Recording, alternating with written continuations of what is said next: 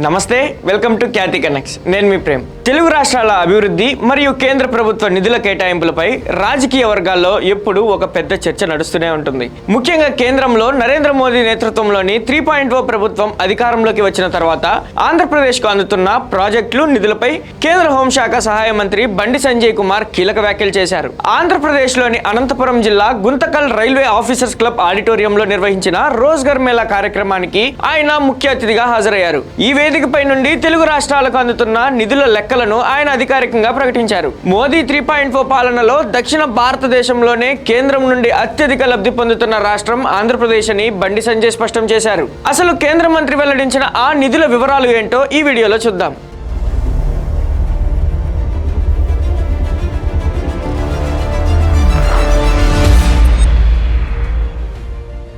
గుంతకల్లో జరిగిన ఈ రోజ్గర్ మేళా కార్యక్రమంలో కేంద్ర మంత్రి బండి సంజయ్ చేతుల మీదుగా 120 మంది అభ్యర్థులు తమ ఉద్యోగ నియామక పత్రాలను అందుకున్నారు. ఈ సందర్భంగా ఆయన మాట్లాడుతూ దేశంలోని అన్ని రాష్ట్రాలు సమగ్రంగా అభివృద్ధి చెందాలన్నదే ప్రధాని నరేంద్ర మోదీ లక్ష్యమని చెప్పారు. అందులో భాగంగానే మోదీ 3.0 పాలనలో ఆంధ్రప్రదేశ్ కు అత్యధిక నిధులు అందుతున్నాయని వివరించారు. గత 2 ఏళ్ల కాలంలోనే రాష్ట్రంలో 3 లక్షల కోట్లకు పైగా విలువైన వివిధ కేంద్ర ప్రాజెక్టులకు ప్రారంభోత్సవాలు చేసుకోగలిగామని బండి సంజయ్ గుర్తు చేశారు. కేంద్రంలో మరియు రాష్ట్రంలో ఒకే కూటమి ప్రభుత్వం అంటే డబుల్ ఇంజన్ సర్కార్ ఉండటం వల్లే ఈ స్థాయి అభివృద్ధి సాధ్యమైందని ఆయన స్పష్టం చేశారు.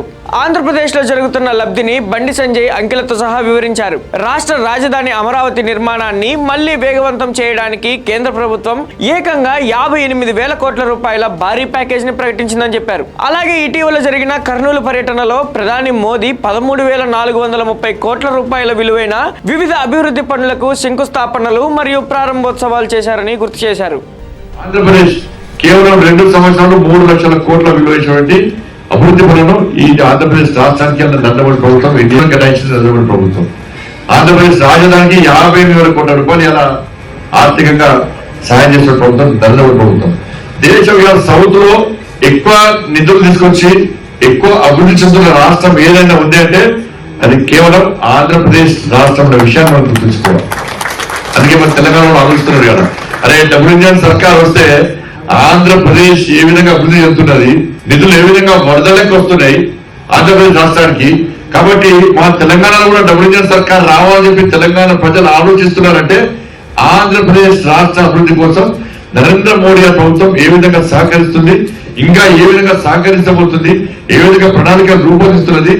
ఆంధ్రప్రదేశ్ రాష్ట్ర ముఖ్యమంత్రి గారు ఏ విధంగా కష్టపడి ఇష్టపడి ఒక సంకల్పం తీసుకొని కసితోని ఈరోజు ఏ విధంగా కేంద్ర ప్రభుత్వాన్ని ఒప్పించి మెప్పించి ఇలా నిధుల వరదలు ఎలా తెలంగాణ ఆంధ్రప్రదేశ్ రాష్ట్రం తీసుకొస్తున్నారో మనం ఆలోచించాల్సిన అవసరం ఉంది.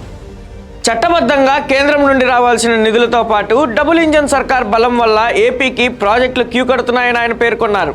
ఆంధ్రప్రదేశ్ ప్రగతిని వివరిస్తూనే పొరుగు రాష్ట్రమైన తెలంగాణకు కేంద్రం చేసిన సహాయాన్ని కూడా బండి సంజయ్ ప్రస్తావించారు. తెలంగాణ అభివృద్ధి కోసం గత 12 ఏళ్ల కాలంలో కేంద్ర ప్రభుత్వం ఏకంగా 12 లక్షల కోట్ల రూపాయలను ఖర్చు చేసిందని ఆయన వెల్లడించారు. తెలంగాణలో కూడా అభివృద్ధి మరింత వేగంగా జరగాలంటే అక్కడ కూడా డబుల్ ఇంజన్ సర్కార్ రావాలని అక్కడ ప్రజలు కోరుకుంటున్నారని వ్యాఖ్యానించారు. ప్రస్తుతం ప్రపంచవ్యాప్తంగా అమెరికా, ఇరాన్, రష్యా, ఉక్రెయిన్ యుద్ధాల వల్ల ఆర్థిక సంక్షోభం ఉన్నప్పటికీ భారతదేశం సుస్థిరంగా ముందుకు సాగుతుందన్నారు.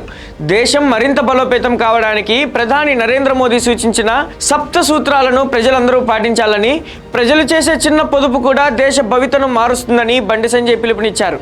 గుంతకల్ వేదికగా కేంద్ర మంత్రి బండి సంజయ్ వెల్లడించిన ఈ నిధుల లెక్కలు మరియు మోదీ 3.0 పాలనలో ఏపీకే అత్యధిక లబ్ధి దక్కుతుందనే వ్యాఖ్యలు, కేంద్రం అందిస్తున్న ఈ భారీ ప్రాజెక్టులు రాబోయే రోజుల్లో ఏపీ రూపురేఖలను ఎలా మార్చబోతున్నాయో చూడాలి. ఆంధ్రప్రదేశ్ అభివృద్ధిపై కేంద్ర మంత్రి బండి సంజయ్ చేసిన ఈ అధికారిక వ్యాఖ్యలపై మరియు అమరావతికి ప్రకటించిన 58,000 కోట్ల ప్యాకేజీపై మీరేమనుకుంటున్నారు? మీ అభిప్రాయాన్ని కింద కామెంట్స్లో తప్పకుండా చెప్పండి. ఈ ఇన్ఫర్మేటివ్ వీడియో మీకు నచ్చినట్లయితే అందరికీ షేర్ చేయండి.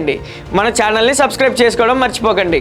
మరో లేటెస్ట్ రాజకీయ అప్డేట్తో మళ్ళీ కలుద్దాం. జై హింద్.